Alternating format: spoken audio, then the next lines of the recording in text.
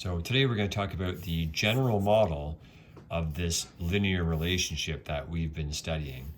And this is what it looks like. This is y equals mx plus b. And we're going to explain where this comes from, how it works, and why we use it. So if we go back to the linear modeling we've been talking about, we've been looking at a lot of specific examples. We've talked about people working at grocery stores, and we've said, okay, suppose your pay is $15 per hour, plus say you get $20 just for showing up at the shift. Okay, we've talked about that model. We've seen this is that rate of pay, and this is basically that starting value.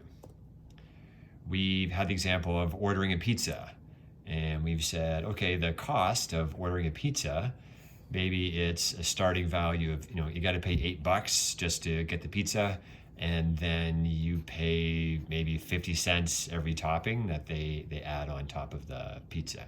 I, of course, have 0.5 in dollars. $0.5 is 50 cents. I'm just writing it in dollars and making sure it's all in dollars. But again, the same structure. We've talked to the swimming pool example, where suppose you have the depth of the water, or the D for the amount of water you have. You could have used A, V for volume, D for depth. Suppose you start with 50,000 liters. This is your starting amount, 50,000 liters. Your pool is full of water, and then it's the end of the season, and you have to drain it before the winter. So the amount of water you're going to have is going to decrease. That's why it's a negative. It's going to decrease by 300 liters, say, per minute. L for minutes, if you want it. You use M for minutes, T for time, L for how many liters you're going to lose in a minute, if you like. So again, this structure.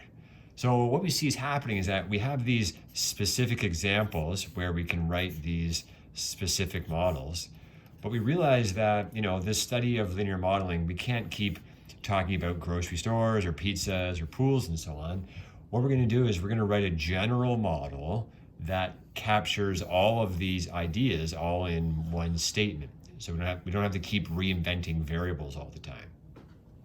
So what we do is we replace this one. So it could be pay, it could be cost of a pizza, it could be the depth of a pool. We're just going to replace that with the letter Y. Okay, so Y doesn't stand for yellow or anything like that. Y is just a placeholder, basically, sitting in this spot, so that if we were told, okay, we're talking about pay or cost, we could go back to P and C. But if we're not told what it is, we're just going to have a Y there. Okay. And then these variables here, H, the hours, the T for time, the L for liters, we're just going to replace those with X. Because again, we don't know what it's going to be, the general case, but we know it's going to be something. But until we're told, we're just going to use an X there. Okay. Now, so we're halfway there. There's the Y and X for our model. We're halfway there. Because that we said, you start with $20 at the start of the shift or the beginning of the shift. Or when you order pizza, the beginning cost, the initial cost is $8. Or you begin with 50,000 liters in your pool. For this number on the end, we're just going to use the variable B for beginning. And then this number in here, this is this rate of change, $15 per hour, 50 cents per topping, 300 liters per minute. This rate of change is also the slope, and the symbol we use for slope is M. And that's how that structure gets created. This is the y equals mx plus b. That is the general model for a linear equation. That this model represents all linear equations, okay? Not a specific pay or cost or pool. This represents all of them, every single one. Okay, so this is a very important model for us in grade 9. Okay. Again, just to point out, y and x are just placeholders on this thing. Y and X are just telling us, okay, we have two variables and they're related. Okay, it's not yellow and X-rays. Okay, they don't mean specific things. They're just general variables. So Y and X are just general variables. They could be pay in hours, could be cost and toppings, whatever. Okay, but we don't know, so let's call it Y and X. Okay, this variable here where we begin our count, we use b. And the rate of change that's changing it, we use m. And that's the structure. So for the equation, for this equation, y equals mx plus b, I'm just going to explain what it means here. So again, this is the general model, y equals mx plus b. Now, algebraically, the m is that rate of change. Okay. Graphically, the m is the slope, is the steepness. Okay. Remember, slope is a measure of steepness. We talked about that in class. The steeper the line, the faster the rate of change, the faster the movement. Okay, we had people moving back and forth. Remember, from the chalkboard to the back of the room, I think there's 3 or 4 people in there, and we're representing their speeds with different slopes. B is the initial amount, algebraically, or B is the y-intercept, okay, where the line hits the y-axis. Okay. So what this looks like graphically, okay, m is the slope and b is the y-intercept. So suppose we have some line here, some linear model, some straight line. Okay. This is B. B is the beginning. B is the point where it hits the y-axis. B, that's the beginning. And the slope is simply the rise and the run. Okay, the slope is how high up it goes and how far over it goes. Okay, and we've seen this expression before for slope. Slope is rise over run. It's a measure of steepness or the rate of change. Okay, so how can we draw a sketch of these kind of things? So suppose I give you an example. Let's just do y equals 3x plus 1. And I say graph that. Say, okay, first thing you do is you go to where it's beginning. You go to the b first. And this is plus 1. So I'm going to go over to the y-axis at plus 1 and put a dot. That's my beginning. That's where I'm starting. This one here, the 3, because it's 3, I'm going to go rise over run. So I'm just going to put a 1 there. And you can always put any number over top of 1. You know that. So this is 3 over 1. So from my beginning spot, I'm going to rise 3 and run 1. So from here, I'm going to rise 3, 1, 2, 3, and run 1, 1 to there. That's my spot. I'm going to rise 3, 1, 2, 3, and run 1. That's my spot. I can go the other direction. I can actually drop 3, 1, 2, 3, and left 1 down to there. And what I see is, try to draw a straight line here again, that is my line. All those dots hit that perfect line. That's that perfect relationship we were talking about before. Okay, let me see if I might be able to change color here. Hang on. Pen.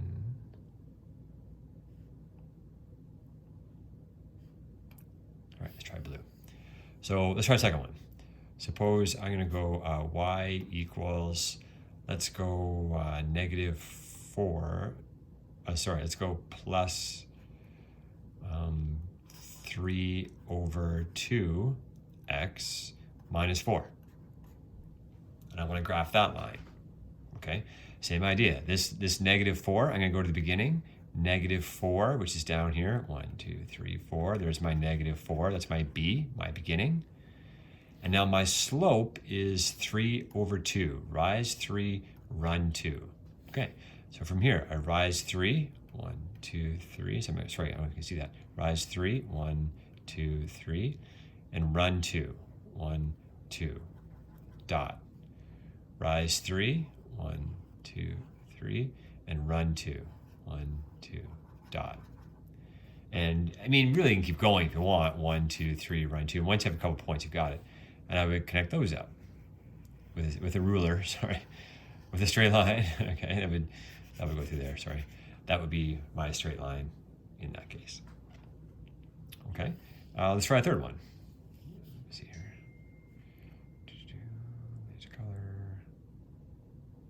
Let's try green. Let's try y equals, let's try a negative slope. Let's go negative 2/3. Let's go plus 5. 2/3 x, sorry, plus 5. So if I do +5, it's my starting spot. So I go up to 5. 1, 2, 3, 4, 5. +5, there's my dot. Now my slope is down 2 over 3. So my slope has to be down 2 over 3. 1, 2, 3. There's my dot. Down 2 over 3. There's my dot. Connect it up, put arrows on the end. That's it. So that's how we plot those points. We can try a couple others here. Let me just go back to red here.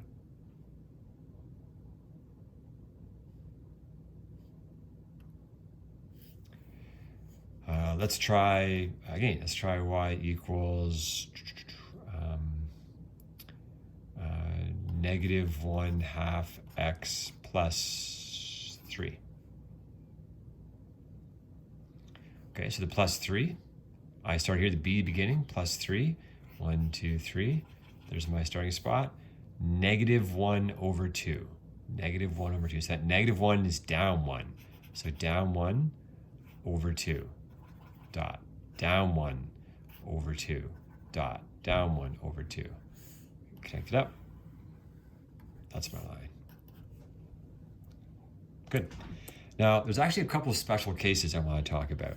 Suppose you have just, it made it a little funny, suppose you have y equals 5. Okay, you don't have any, what that really is, say you have y equals 5, that's really the same as y equals 0x plus 5. And we just don't write in the 0x. But we talked this before in class. If the slope is 0, what that means is that it's a horizontal line. Okay, there's no angle or tilt on it. It's just a horizontal line, left and right.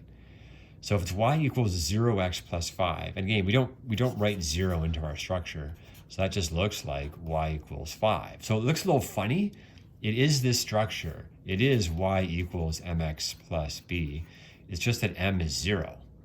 So it becomes y equals 0x plus b. So it's y equals b, which is a little weird. But all it means is that our beginning value, our 5, if y equals 5, that's our beginning value. We just go up to 5. We begin there. But because there's no slope, because it's 0, it's a horizontal line, it doesn't go off on any kind of angle. It's just a horizontal line that strikes through 5. That's it. That's it. So, it could be anything. You could have, y equals 2. That's just a horizontal line going through 2. You could have y equals -3.